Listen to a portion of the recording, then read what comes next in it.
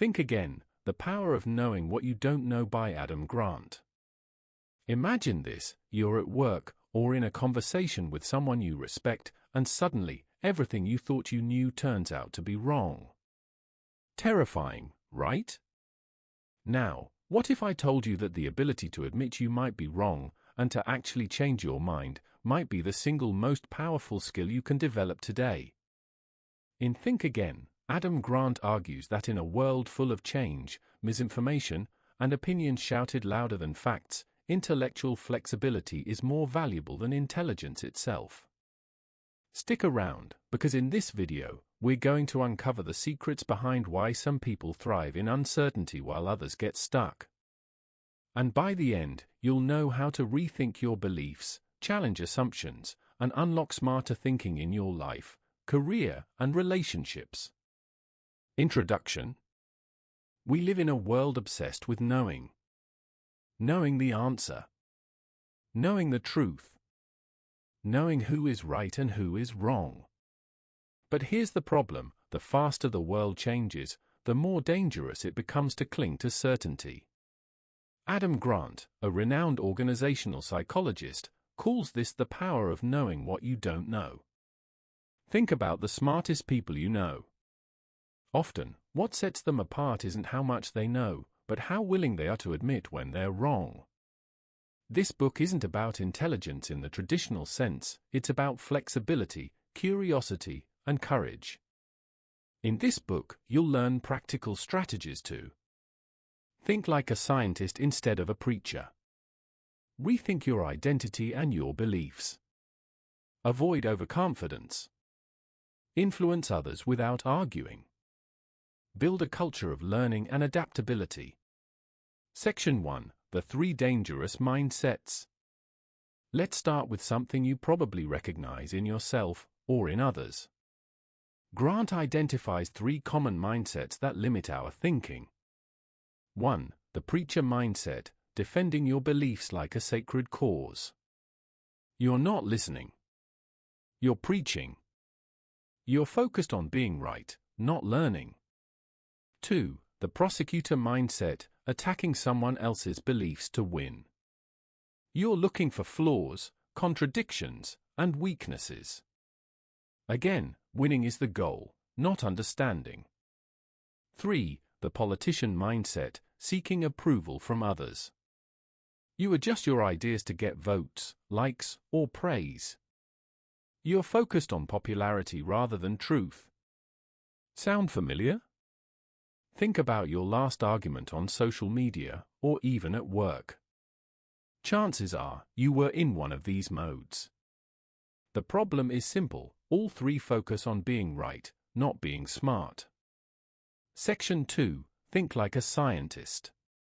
Scientists aren't invested in being right, they're invested in finding the truth. Here's how scientists think differently.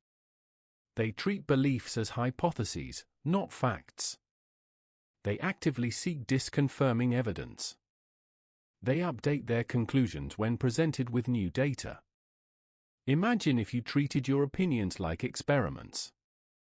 Instead of saying, "I know this is true," you'd ask, "What evidence would prove me wrong?" Here's a story Grant shares. 2 managers were in a heated debate over a new strategy. One was in preacher mode, defending her approach at all costs. The other asked questions, challenged assumptions, and tested the plan. Guess which manager's team adapted faster? The one willing to rethink. Intellectual humility isn't weakness, it's a superpower. Section 3. The Dangers of Overconfidence. Now let's talk about something sneaky: overconfidence. Most of us overestimate our knowledge. This is called the Dunning-Kruger effect. People with limited knowledge often believe they're experts. Experts are more likely to acknowledge what they don't know. Grant calls this point Mount Stupid, the peak of overconfidence. Here's the danger. People stop learning because they think they already know enough. The more certain you are, the less you think you need to rethink. Example: Grant recounts a hospital case where surgeons believed a procedure was foolproof. When complications arose, their overconfidence prevented them from adapting quickly. Those who were humble and curious, by contrast, learned and improved outcomes faster. Confidence should come from your ability to learn, not from thinking you know everything. Section 4. Rethinking identity. One of the biggest barriers to rethinking isn't intellect, it's identity. When we tie our beliefs to our sense of self, changing our minds feels like a personal failure. Grant's solution: define yourself by values, not beliefs. Values: curiosity, integrity, growth. Not beliefs: politics, rigid opinions, habits. Example: a teacher realized her teaching method wasn't working. Instead of saying, "I'm failing," she reframed it as, "I'm learning how to be better." Suddenly, she could adapt without fear or shame.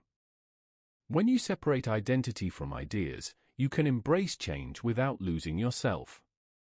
Section 5. The art of changing minds. Changing someone else's mind? Hard. Really hard. Most people think you do it by arguing. Wrong. That often backfires. Grant introduces motivational interviewing. Ask open-ended questions. Listen, really listen. Find common ground. Guide, don't push. Story time. A manager wanted to convince a resistant employee to adopt a new software. Instead of forcing it, she asked, "What challenges are you facing with the current system?" By listening and asking, the employee chose to adopt the tool voluntarily. People resist persuasion, but they rarely resist reflection. Section 6. The joy of being wrong. We fear being wrong, but Grant says this is backwards. Being wrong isn't failure, it's learning in action. How to reframe being wrong. 1. Celebrate mistakes. 2. Update beliefs quickly. 3. Treat rethinking as a skill. Story. A startup founder once assumed a product feature would be popular. It failed.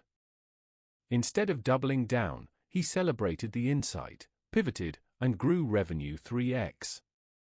The faster you embrace being wrong, the faster you grow. Section 7. Cultures of rethinking. Grant doesn't stop at individuals, he explores organizations. Healthy cultures. Encourage disagreement. Reward curiosity. Create psychological safety. Unhealthy cultures. Punish dissent. Reward confidence over accuracy. Promote groupthink. Example: Pixar encourages early critiques of projects, knowing that ideas improve when challenged.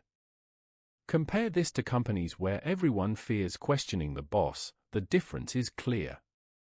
Rethinking isn't just personal, it's organizational. Section 8. Teaching rethinking early. Education systems often teach students what to think, not how to think.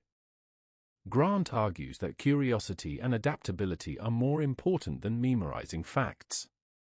Teach students to evaluate evidence. Teach them to question assumptions. Teach them to rethink.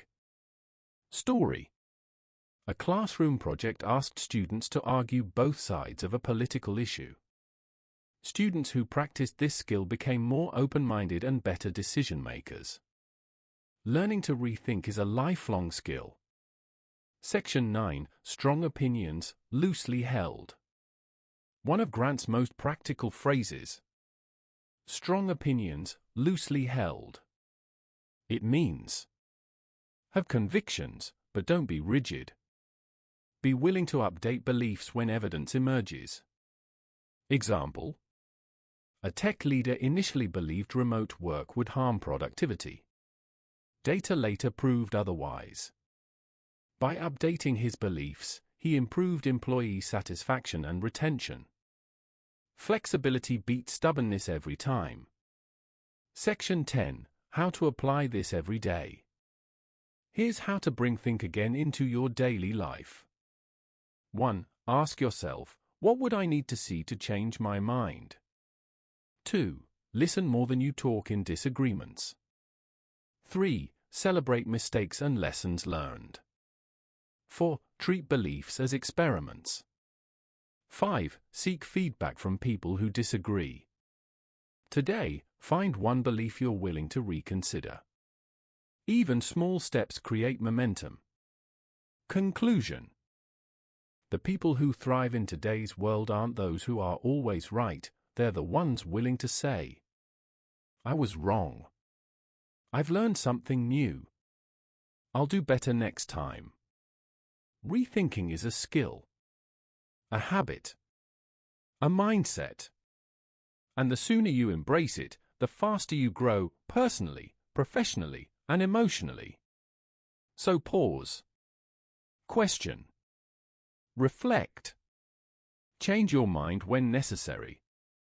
Because in a world that never stops changing, the ability to rethink is your superpower. If this video helped you, smash the like button, subscribe, and share it with someone who needs to hear this. And in the comments, answer this.